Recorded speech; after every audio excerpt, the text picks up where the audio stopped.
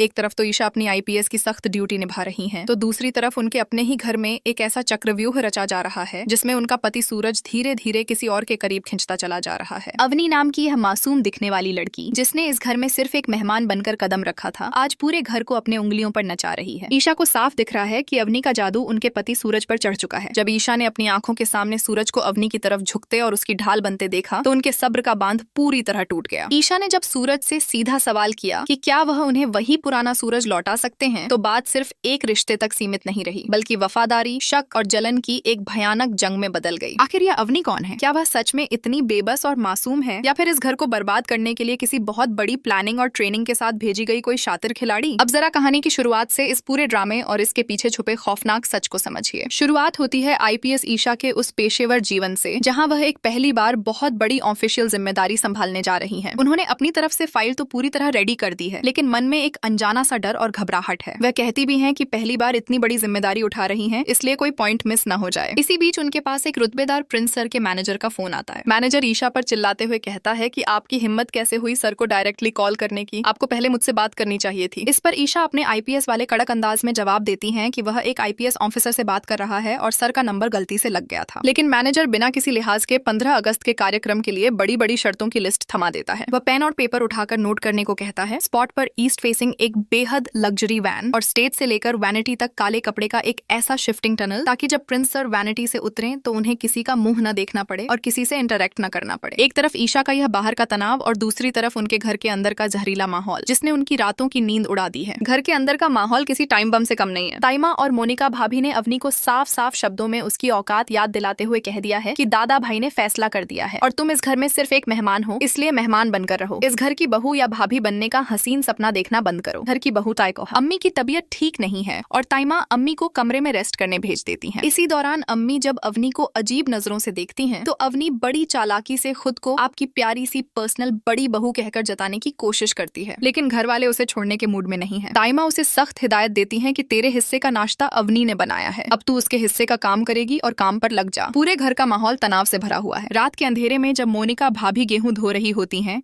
तो देवर जी जमीन जी आकर पूछते हैं कि आप इतनी रात को गेहूं क्यों धो रही हैं। मोनिका भाभी उन्हें अंदर जाने को कहती हैं कि अगर मम्मी जी ने देख लिया तो चींटी काटेंगी। इसी बीच अवनी हाथ में एक तेल की शीशी लेकर अरविंद अंकल के कमरे की तरफ जाने लगती है। जब उससे पूछा जाता है तो वह बताती है कि यह उसने अपने हाथों से अरविंद अंकल के लिए होममेड ऑनियल बनाया है। वह भावुक होकर कहती है कि जब उसके भाई का एक्सीडेंट हुआ था तब उसकी माँ यह तेल बनाती थी और कुछ ही दिनों में हाथ पैरों में जान आ गई थी। वह दावा करती है कि इस असरदार तेल से अरविंद अंकल बहुत जल्द ठीक हो सकते हैं, लेकिन ताइमा को अवनी का यह हद से ज्यादा सीधापन और सेवा भाव जरा भी बर्दाश्त नहीं होता। वह अवनी पर भड़क उठती है कि ये लड़की, ये तेरा काम नहीं है। तभी सूरज बीच में आ जाते हैं और कहते हैं कि आराम से ताइमा, अवनी प्रेग्नेंट है, पेट से है तो उसे आराम से बैठने दीजिए। खाना बनाना, देवर जी की सेवा करना, इन सब कामों में वह क्यों घुस रही है? सूरज खुद तेल लेकर अपने बाबा की मालिश करने की बात कहते हैं, लेकिन अवनी तुरंत बोल पड़ती है कि उसकी मालिश करने का तरीका थोड़ा अलग है। वह खुद मालिश करेगी क्योंकि सेवा करना उसका धर्म है। अवनी का यह बार बार बीच में बोलना और हर काम में हाथ बटाना घर की महिलाओं को खटकने लगता है। ताइमा उसे फटकारते हुए कहती हैं कि इस घर में तुम्हारी मनमर्जी नहीं चलेगी, कुछ भी करने से पहले पूछना पड़ेगा, और जब बार बार समझाने पर भी कोई न समझे तो उसे बदतमीजी कहते हैं जो तुम कर रही हो। अवनी खुद को बेकसूर साबित करने की कोशिश करती है, लेकिन तभी सूरज पहली बार अपनी ताइमा और घर वालों के खिलाफ जाकर अवनी का बचाव करने खड़े हो जाते हैं। सूरज कहते हैं कि आप लोग जो कह रहे हैं गलत नहीं है, लेकिन अवनी को आराम से बाद में भी समझाया जा सकता है, वह तो बस मदद करने की कोशिश कर रही है। सूरज का अपनी ताइमा के सामने अवनी के लिए इस तरह स्टैंड लेना पूरे घर के लिए एक बहुत बड़ा झटका होता है। मोनिका भाभी तुरंत ताना मारती हैं कि पहली बार देवर जी इस छुई मुई के चक्कर में घर वालों के खिलाफ गए हैं। लगता है इस अवनी का जादू देवर जी पर पूरी तरह चल गया है और वे इसके पीछे झुकने लगे हैं। सूरज इस बात को टालने की कोशिश करते हैं कि आप लोग कुछ भी बोलती रहती हैं, लेकिन अंदर ही अंदर दरारें गहरी हो चुकी हैं। मोनिका भाभी अपने पति से साफ कह देती हैं कि भले ही अवनी की नियत में खोट न हो और वह मदद के इरादे से करती हो, लेकिन उसकी वजह से उनका हक मारा जाए, यह वह कतई बर्दाश्त नहीं करेंगी। वहीं दूसरी तरफ